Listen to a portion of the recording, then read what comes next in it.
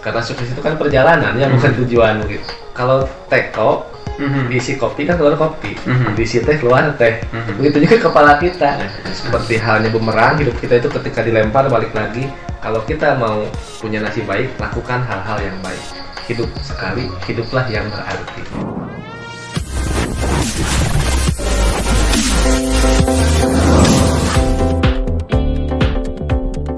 Assalamualaikum warahmatullahi wabarakatuh. Selamat datang kembali di channel Firman Historical Project, channel yang selalu berusaha menyajikan konten-konten yang informatif, edukatif, dan inspiratif. Kali ini kita akan ngobrol santai di program ODB, ya, Orang Desa Bicara. Dan alhamdulillah di malam ini kita kedatangan salah satu agen sosial Opceng. Masih muda tetapi wawasannya sangat luas, kemudian juga peran di masyarakat juga sangat bagus, jabatan-jabatan penting walaupun di usia muda juga sudah banyak, di antaranya di KNPI, kemudian juga salah satu pengurus AMPG. Beliau juga aktif di dunia pendidikan dan pengurus Karang Taruna, banyaklah kalau disebutkan satu persatu. Kemudian juga aktif menjadi tim kepelatihan, asisten pelatih di Persitas. Inilah dia Bapak Hari Jainul Fajar, SPD MPD. Selamat datang. Ya. Kita akan ngobrol-ngobrol santai Pak Hari. Siap. Tentang berbagai hal, tentu bahasan-bahasan yang sering Pak Hari lakukan, dan kita akan berbagi dengan teman-teman. Mudah-mudahan dari obrolan ini banyak sekali menginspirasi teman-teman bagaimana seorang pemuda bisa berperan lebih baik lagi dan bisa memberikan dampak yang positif bagi lingkungan. Pak Hari kan ya sebagai salah satu agen sosial Opceng di masyarakat. Terus pas mungkin dari kampus tak sabar tahun Pak Hari? Abdi lulus tahun 2010 pulang kampung tadi ya. Nu katinggal ku Pak Hari di kampung mah hati payun pas lulus ya mah emut kena teh.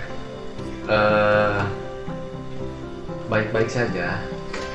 Semua sistem jalan, pemerintahan desa, Karang Taruna, kelas pendidikan. Memang kebetulan tadi diulang masih kene bersatu antara ulama umaro, terus kekhidmatan terhadap orang tua. Jadi diulang mah bagus gitu.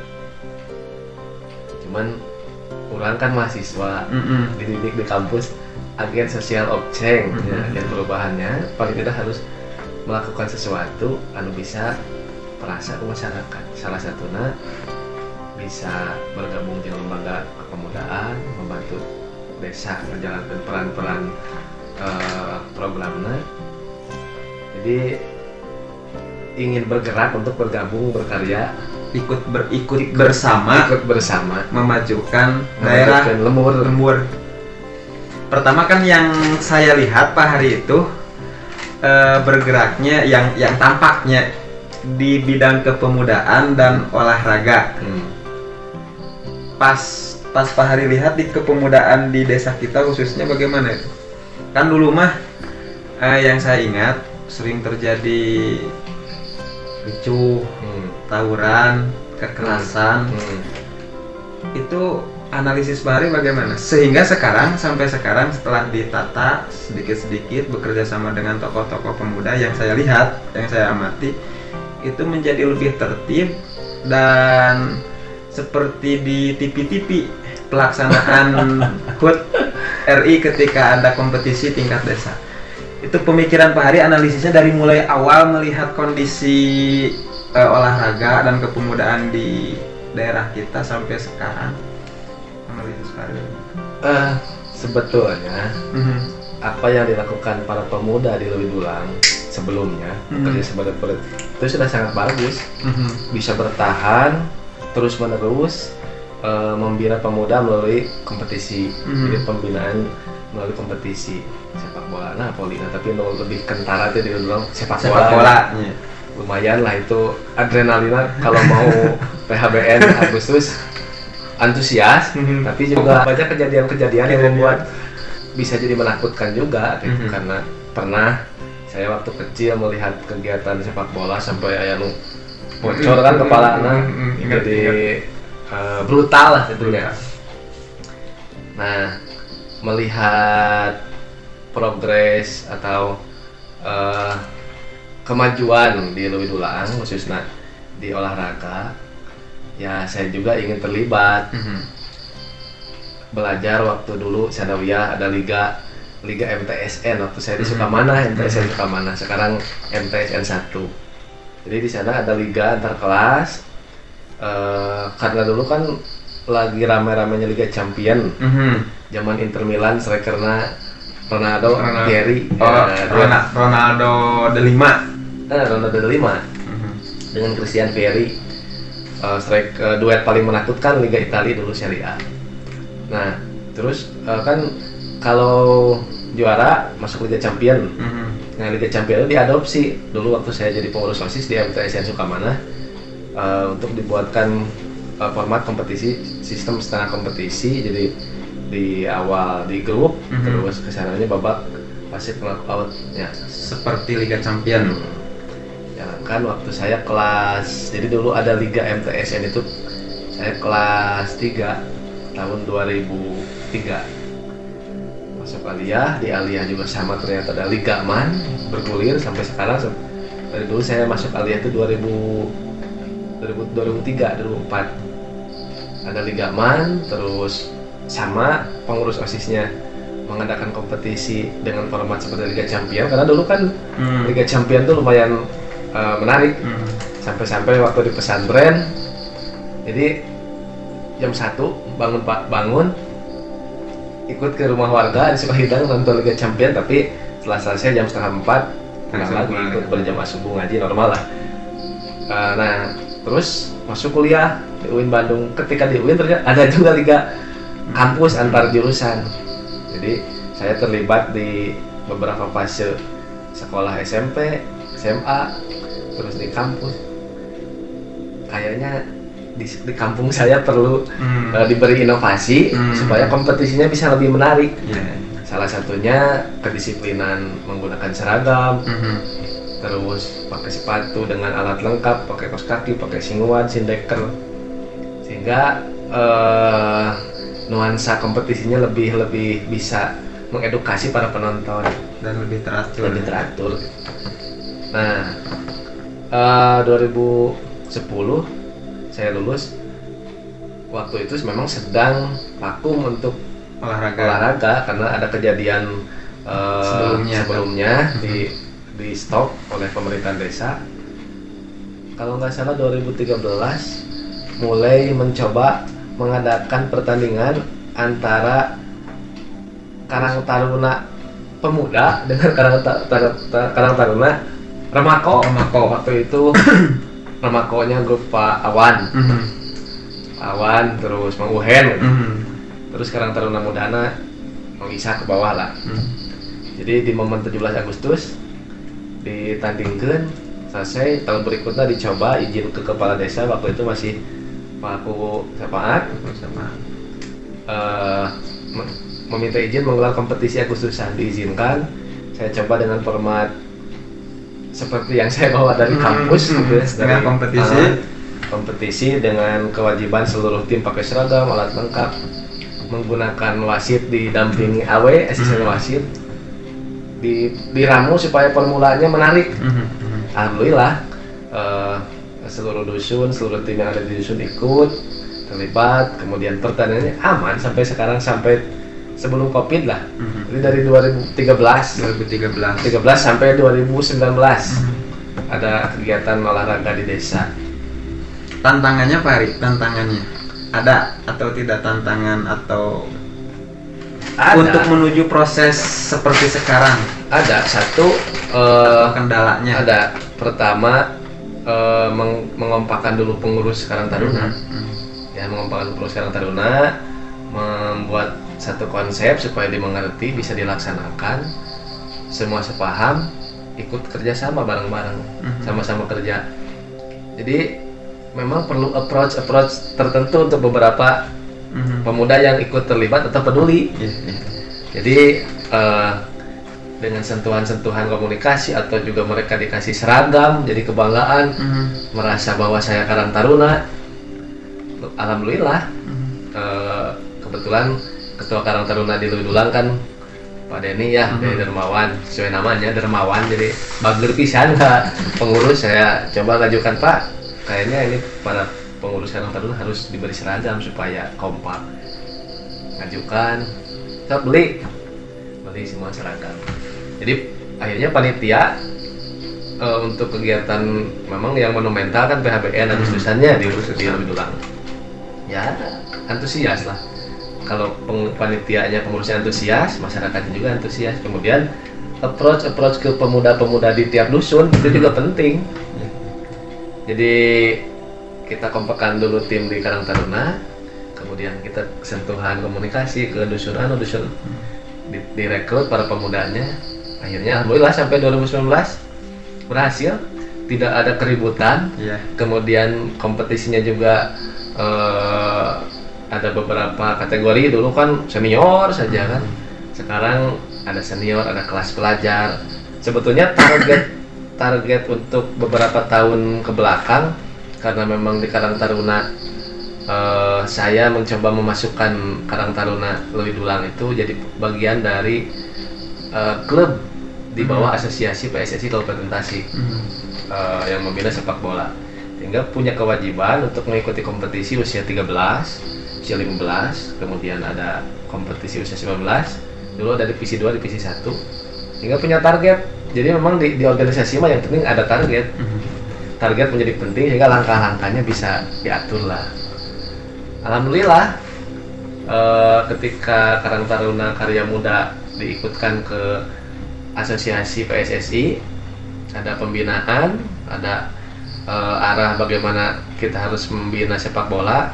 Jadi tidak hanya sekedar sepak bola rekreasi untuk para remako, tapi juga bisa diarahkan ke sepak bola prestasi melalui kompetisi. Dan mudah-mudahan nanti bisa menjadi sepak bola itu bisa menjadi profesi. Bisa jadi profesi, lumayan bisa menghasilkan. Dan perlu teman-teman juga ketahui bahwa Pak Hari ini juga aktif sebagai tim pelatih di Persitas ya. Alhamdulillah. Aktif di tim pelatih Persitas. Dan bagaimana sekarang kabarnya Persitas? Persitas hari ini sedang menghadapi kompetisi Liga 3 Jawa Barat. Alhamdulillah dari mulai tahun 2019 saya ikut membantu tim jadi asisten pelatih di Persitas. Itu juga salah satunya berkat dari apa yang saya lakukan secara terus menerus sesuai dengan minat hobi saya. Konsisten salah satunya di Karang Taruna, kemudian di SSB-nya, sehingga memang setiap orang yang punya keinginan kemudian punya pemikiran yang sama dalam satu hal, biasanya akan disatukan pada tempat yang sama. Nusoleh bakal papangin jeung nusoleh, nuresep olahraga papangin jeung nuresep olahraga. Oh gitu. Yang saya temukan seperti itu. Kemudian Pak Hari, sekarang kan Pak Hari juga sebagai salah satu tenaga pendidik, salah satu guru. Kalau melihat generasi muda di wilayah kita, di tempat kita, di desa kita, bagaimana pengaruh pendidikan terhadap tadi kondusivitas lingkungan dan kemajuan daerah setempat? Tentu pendidikan menjadi bagian penting dari progres para pemuda, khususnya dalam cara berpikir, melangkah, bertindak, berkarya. Jadi sekarang saja di daerah kita di Leuwi Dulang dengan adanya banyak sekolah, pengaruhnya besar terhadap cara berpikir teman-teman khususnya pemuda. Jadi bagaimana mereka bisa berinteraksi terus-menerus, kemudian juga mereka saling mengenal antar daerah, impact-nya pada beberapa kegiatan persatuannya lebih kuat. Terus pertikaian juga sedikit terhindarkan, dan pendidikan sangat penting bagaimana masyarakat khususnya pemuda bisa berimajinasi yang positif, tentunya dari ilmu yang didapatkan dari para guru. Kemudian pertemuan antar daerah, beda-beda itu dusun anu dengan sifat anu, dusun anu sifat anu. Karakternya tiap dusun beda. Dengan pendidikan bisa bersatu. Jadi pendidikan salah satu dampak pada masyarakat khususnya pemuda bisa menyatukan.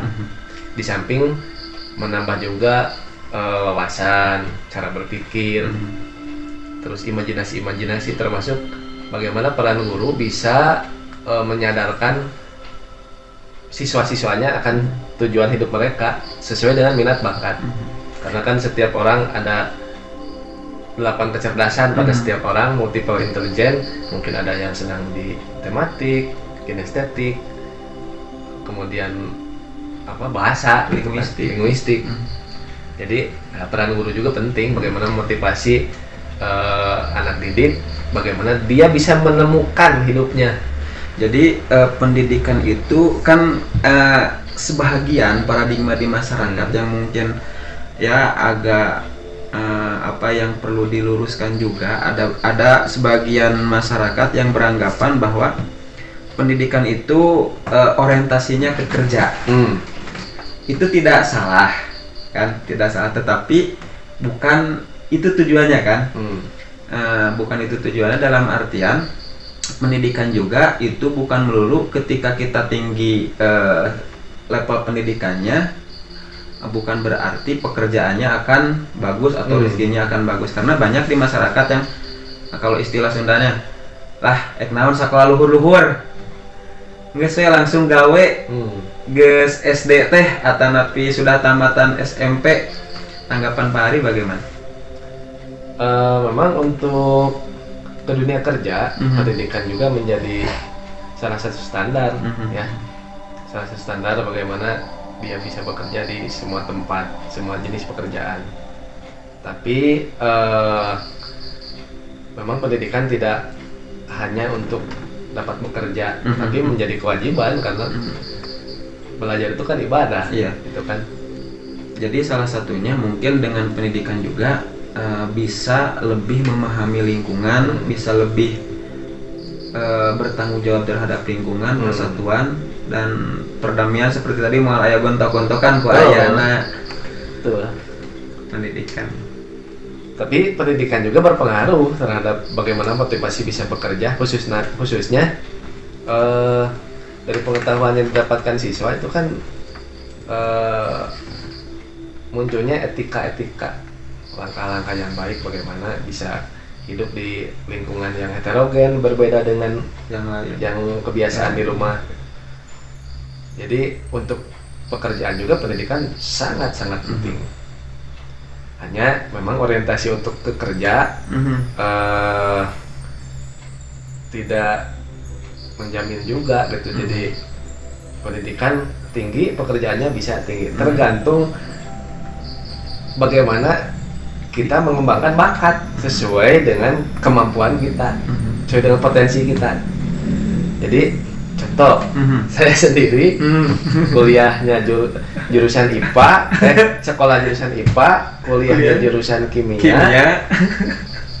Tapi saya justru sekarang kerjanya selain di pendidikan juga saya bisa bekerja di bidang lain sesuai bakat saya. Contoh di olahraga lah ya. Bisa aktif di sepak bola. Padahal kan kalau berdasarkan pendidikan penyambungnya.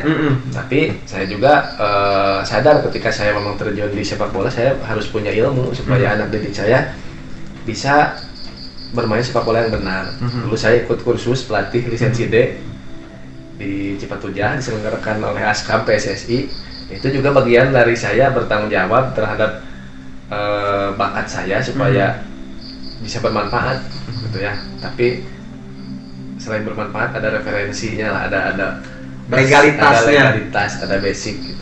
Biar ada percaya diri lah. Percaya diri. Terus Pak Hari juga kan aktif di AMPG.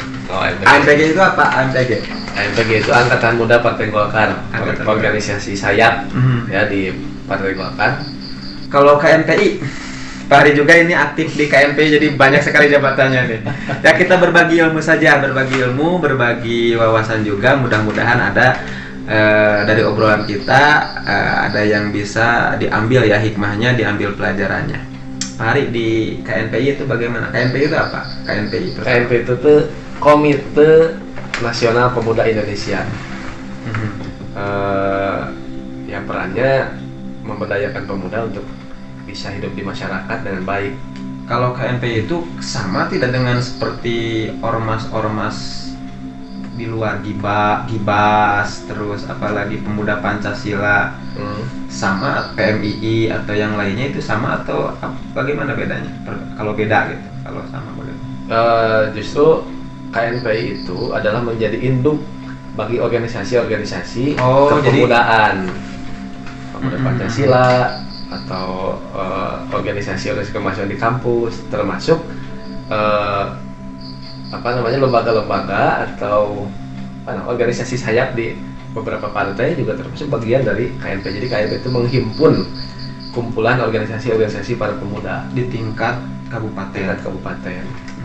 Jadi menghimpun OKP, organisasi kepemudaan. Itu jadi KNP memang punya peran untuk membina organisasi kepemudaan.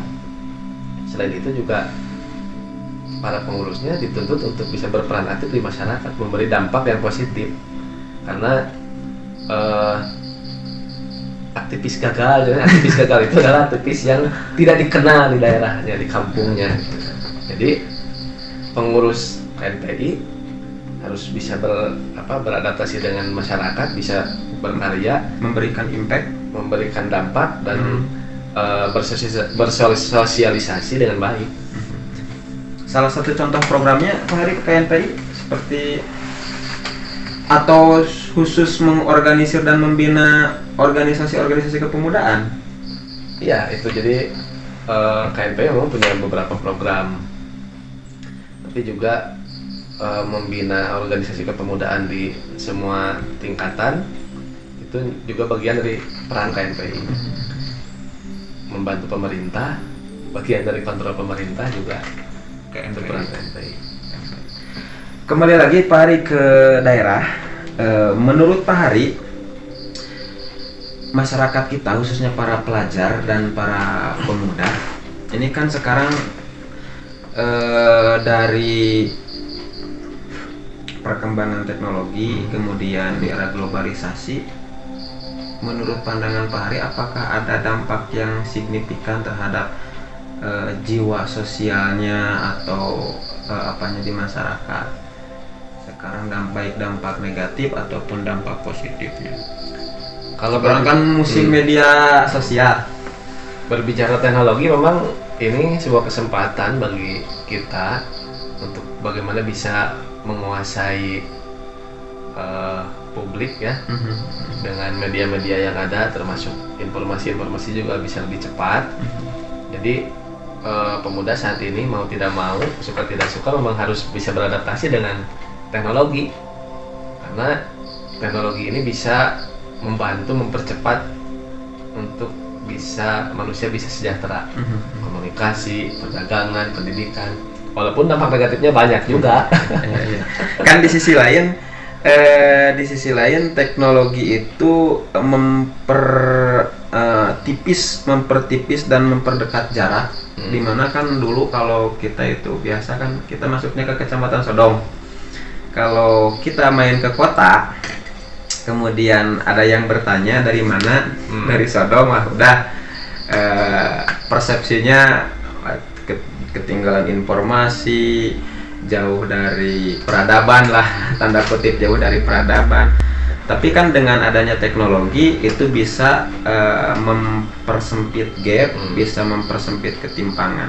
Namun di sisi lain teknologi juga, globalisasi justru dampak negatifnya terhadap generasi muda kita khususnya di daerah kelihatannya lumayan, impactnya terhadap attitude, terhadap cara beradaptasi dengan lingkungan, cara berinteraksi dengan masyarakat sekitar.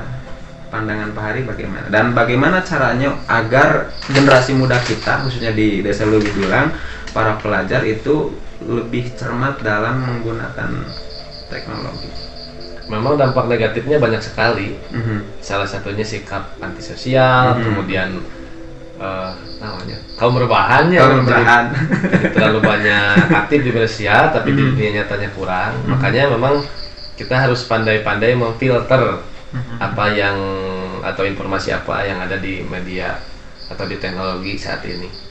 Jadi jangan sampai kita kehilangan jati diri kita karena melihat budaya-budaya dari kota atau cepatnya informasi gitu. Tapi kita juga tetap harus bisa memfilter, kemudian punya prinsip hidup, sehingga kemanapun melangkah kita di kampung atau di kota, confident kita untuk bagaimana bisa hidup sukses setiap saat. Karena sukses itu kan perjalanan ya, bukan tujuan gitu. Jadi sukses itu perjalanan bukan tujuan, kata-kata yang menarik. Jadi setiap saat untuk sukses adalah kita menjalani hidup dengan ikhlas sesuai apa yang Allah takdirkan kita, tapi juga punya peran baik diantaranya memberikan manfaat atau dampak-dampak positif. Tentu yang harus dijaga itu mindset, cara berpikir, karena dari apa yang dipikirkan itu akan jadi perkataan kita itu kan akan jadi perbuatan kita jadi kebiasaan itu jadi nasib. Jadi kita harus betul-betul pandai memfilter informasi apapun sehingga apa yang menjadi pikiran kita itu hal-hal yang baik, sehingga apa yang kita ucapkan juga hal baik, langkah sehingga nasibnya baik gitu. Amin. Nah, tadi kan apa yang kita pikirkan akan menjadi sebuah ucapan, dan apa yang kita ucapkan akan menjadi sebuah perbuatan, dan apa yang kita perbuat nanti akan menjadi kebiasaan dan menjadi sebuah karakter. Nah, tentu dari apa yang kita pikirkan dulu. Nah, berarti informasi-informasi yang masuk harus yang baik pula agar ucapan yang keluar juga baik. Tentu peran pendidikan, baik pendidikan formal ataupun non formal sangat penting ya, sangat penting untuk kita cari, untuk kita pelajari. Dalam artian peran pendidikan itu sangat vital bagi generasi muda kita, sehingga nya ulah hese sakola lah gitu. Sing rajin sakola, sing rajin mah santren ya kitanya Pak Hari. Betul. Rajin maca buku katanya. Betul. Jadi itu tadi pentingnya pendidikan itu untuk bisa membuka cakrawala berpikir kita, sehingga kalau teko diisi kopi kan keluar kopi, diisi teh keluar teh, begitu juga kepala kita. Jadi harus selalu diisi dengan ilmu-ilmu. Kemudian ilmu itu kan tidak original, tidak tetap, senantiasa bisa berubah-ubah. Maka kita harus pandai mengupdate diri, tidak boleh kurung batokeun lah ya, kurung batokeun. Walaupun kita di kampung, kita harus bisa hidup heterogen lah dengan dunia saat ini, termasuk kita juga harus bisa membuka pikiran, bisa bergaul dengan orang-orang luar yang berbeda karakter ataupun yang sama karakter. Tadi kata Pak Firman, supaya kata-kata kita baik, berarti harus bergaul dengan orang baik, gitu kan? Sementara kan kenyataan kita hidup secara heterogen dengan berbeda karakter. Nah, justru di sana kita harus bisa bergaul, bisa bersaing juga dengan prinsip-prinsip yang kita miliki. Jadi prinsip hidup itu penting dimiliki oleh setiap orang, sehingga punya sifat, punya karakter, punya akhlak juga. Ya, Pak Ari, pesan-pesan terakhir bagi teman-teman yang menonton video ini, terkhusus bagi generasi kita di Desa Lewidulang, para remaja, pemuda, dan masyarakat umumnya, untuk yang nonton teman-teman kita di channel Firman Historical Project. Oke, teman-teman, saya setelah tadi ngobrol dengan Pak Firman, ini juga salah satu agen sosial Opceng yang luar biasa ya, melek teknologi, kemudian bisa berbagi, dan saya kira pencapaiannya di lembaga pendidikan, kemudian dari segi Iya, mulai pengembangan bakat. closing statement ya Pak. Iya kan Pak Firman juga perlu saya apresiasi. Pak Firman itu orang yang hebat sampai mau meluangkan waktu untuk bisa ngajak teman-teman pemuda yang punya bakat sehingga bisa memberi motivasi ke orang lain. Jadi Pak Firman itu menurut saya salah satu orang hebat yang ada di desa Lewidulung. Amin. Ya. Dan Pak Firman selalu melakukan hal-hal yang baik. Maka closing statement saya, selalu berpikir baik, selalu berperilaku baik, lakukan hal-hal baik sesuai kemampuan kita, sesuai ilmu kita, karena kebaikan itu menular. Kebaikan akan berbalik menjadi kebaikan. Seperti halnya bumerang, hidup kita itu ketika dilempar balik lagi. Kalau kita mau punya nasib baik, lakukan hal-hal yang baik. Hidup sekali, hiduplah yang berarti. Ya. Pak Firman pokoknya hebat. Like, comment, subscribe Firman Historical Project karena luar biasa, mantap. Kalau gitu kan itu tadi. Kita mengis tan watun. Oke, obrolan kita kali ini cukupkan dulu sekian. Nanti ada sesi yang lainnya mungkin Pak Hari, karena kita sudah malam, sekarang sudah pukul 2 pagi. Jadi mohon maaf mungkin agak sedikit banyak kesana kemari, tapi insya Allah di lain waktu kita ngobrol lagi, kita berbincang lagi yang lebih tajam, lebih tajam, lebih terpercaya. Terima kasih untuk quote hari ini. Jadilah orang yang bisa mewarnai dan jangan jadi orang yang hanya diwarnai oleh lingkungan ataupun yang lainnya yang sifatnya negatif. Sekian akhirul kalam. Assalamualaikum warahmatullahi wabarakatuh.